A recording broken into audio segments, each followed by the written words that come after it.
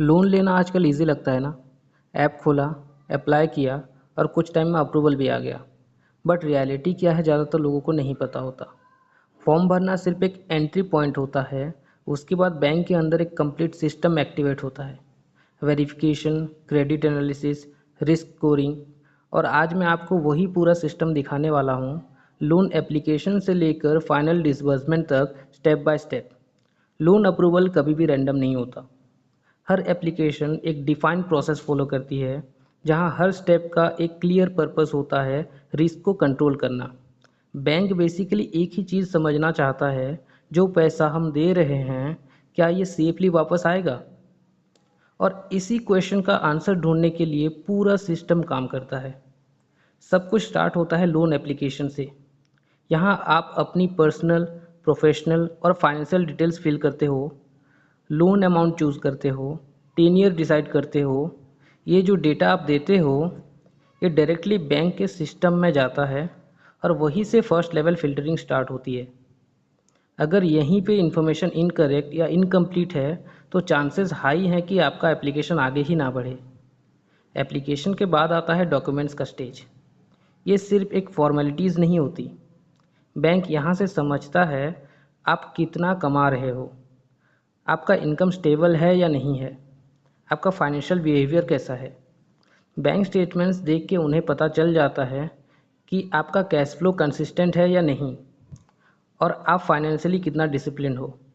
Simple words में अगर बोलूँ, तो डॉक्यूमेंट्स आपकी फाइनेंशियल रियलिटी दिखाते हैं। इसके बाद स्टार्ट होता है verification process. Bank blindly trust नहीं करता। आपका एड्रेस वेरीफाई होता है, आपका एम्प्लॉयमेंट चेक होता है, और कुछ केसेस में फिजिकल वेरिफिकेशन भी होता है। ये सब इसलिए होता है ताकि बैंक इंश्योर कर सके कि बोरोअर जेन्युइन है और फ्यूचर में ट्रेसेबल भी रहे। फ्रॉड और डिफ़ॉल्ट रिस्क को यहीं पे कंट्रोल किया जाता है। अब आता है सबसे क्रिटिकल स्टेज, क्रेडिट असेसमेंट। यहाँ बैंक डीपली एनालाइज करता है आपका सिविल स्कोर क्या है, आपने पास्ट में लोन्स कैसे रिपे किए हैं, और अभी आपके ऊपर कितनी ईएमआई ऑलरेडी चल रही है। एक इम्पॉर्टेंट कॉन्सेप्ट यहाँ यूज़ होता है, फॉयर। फॉयर का मतलब होता है fixed obligation to income ratio. मतलब आपकी इनकम का कितना पार्ट ऑलरेडी ऑब्लिगेशन में जा रहा है।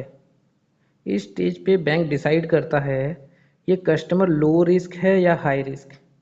और ऑनेस्टली यहीं पे लोन का फ्यूचर ऑलमोस्ट डिसाइड हो जाता है।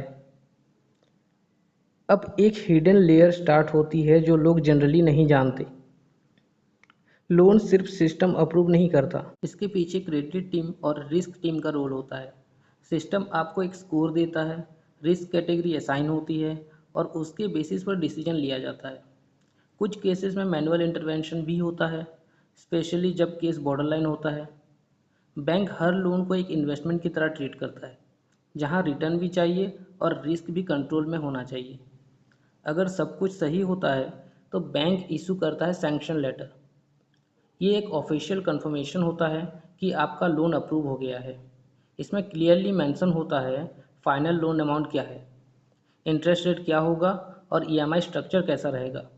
एक इम्पॉर्टेंट बात, जो अमाउंट आपने अप्लाई किया था ज़रूरी नहीं है वही अप्रूव हो। बैंक अपनी एनालिसिस के बेसिस पर अमाउंट एडजस्ट कर सकता है। सैंक्शन के बाद आता है एग्रीमेंट साइनिंग। ये सिर्फ एक फॉर्मेलिटी नहीं होती, ये एक लीगली बाइंडिंग कॉन्ट्रैक्ट है।